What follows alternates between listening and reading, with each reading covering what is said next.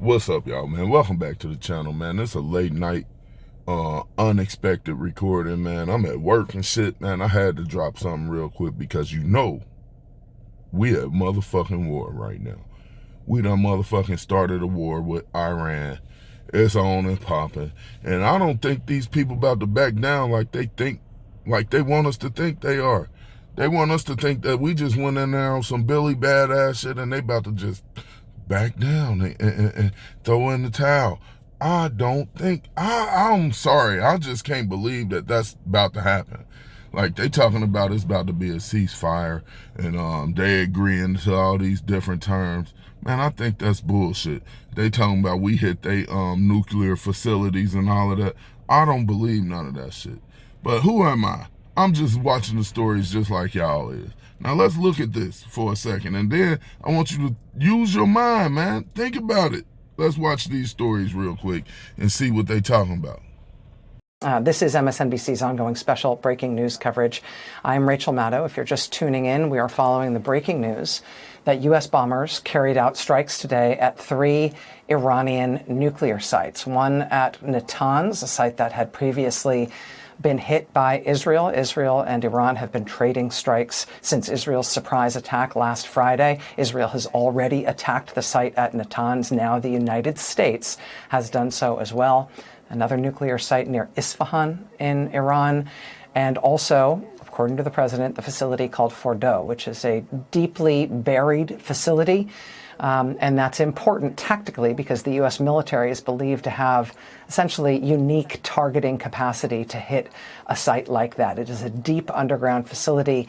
The United States has essentially developed weapons specifically to target facilities like that one. And so these B-2 bombers that have reportedly carried out these strikes tonight in Iran are aircraft with capacity that no other military in the world really has.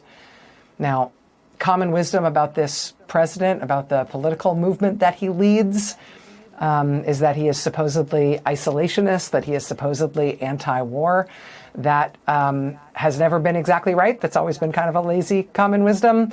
In less than 6 months back in office, he has threatened military action against Panama, against Canada, against Denmark in order to seize Greenland. He has bombed Yemen over and over and over again, and now he appears to have entered the United States military into a war in Iran, something that neoconservatives have thrilled to for, I guess, 2 generations now. A lot of commentary around the Trump phenomenon and Trump's politics would suggest that he has risen in opposition to the neoconservatives who have advocated for this type of war since essentially the Iranian Revolution in 1979. But since 1979, the U.S. military has not engaged directly with Iran. But Donald Trump has done so tonight. Donald Trump has ordered U.S. military bombing raids on Iran. We are now in war with Iran. We want to turn it over to some breaking news on this Monday as we continue to follow the latest developments regarding Middle Eastern conflicts and the U.S. strikes against several Iranian nuclear facilities from over the weekend. Taking a look here at a post from Fox News correspondent Trey Yingst, as he says this: Qatar has temporarily closed its airspace. American citizens in Qatar have received an alert to shelter in place. Officials warned that Iran could respond to the U.S. strikes over the weekend with an attack on American interests in Qatar.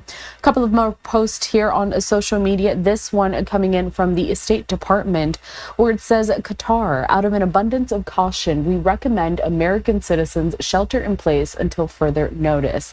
And then we also, of course, are following the latest breaking news from our partners at Fox News as they also deliver this information, limited at this time because it is developing. It is an ongoing situation. And as I do want to bring up some more of the developments on this front and this war between Israel and Iran, let's take a live look here over in Tel Aviv. On the 11th day on the conflict that is continuing, Israel said it attacked, quote, regime targets and government repression bodies in the heart of Tehran. But Israeli officials insisted they did not seek the overthrow of Iran's government, their arch enemy since the country's 1979 Islamic Revolution. Many of you were with us here this weekend as we were on the air live amid the news, this major U.S. strike on Iran. And tonight here, Iran's retaliation, targeting the largest U.S. military base in the Middle East, El Odeid, with a barrage of missiles, home to some 10,000 U.S. troops. 13 of 14 missiles intercepted. The other one didn't make it. And just moments ago, the breaking news here, President Trump now saying there could be a ceasefire in the works in the coming hours. Tonight, the video from Doha, Qatar, showing incoming missiles and interceptors lighting up the sky. The Pentagon saying those 13 of 14 missiles were intercepted with no damage or casualties. Late today, President Trump calling Iran's retaliation, quote, very weak, and thanking Iran for giving the U.S., in his words, early notice, sending a message through Qatar. The president saying it is now time for peace. Tonight, here we are seeing new video. These are the B-2 bombers taking off in Missouri, headed for Iran the night of the attack. Officials looking closely at before and after satellite images to assess how much damage was done. Tonight, the UN nuclear watchdog agency now saying nearly 900 pounds of enriched uranium in Iran is now unaccounted for. So did they move uranium before the attack? And just before we came on tonight, as I mentioned, President Trump moments ago saying on social media there is now a complete and total ceasefire in the works. What we know about this so far. Now, and what real world would Iran just back down like that? And why would Iran just agree to those terms like that? Like, I don't know. What y'all think? What y'all think about this whole thing, man? Because I think that it's all propaganda. It's all what they want us to see. It's all what they want us to think. They trying to fearmonger us. They like, oh, Iran got nukes, you know what I'm saying? And we can't allow that. So they gonna get us on their side so they can go take that oil or whatever they trying to take. You know what I mean? I think that's what it's about. Who am I though? Like I said. Anyway, if you still here, man, hit the like button, hit the subscribe button, tap in with your boy, man. I'm holla at y'all. Peace.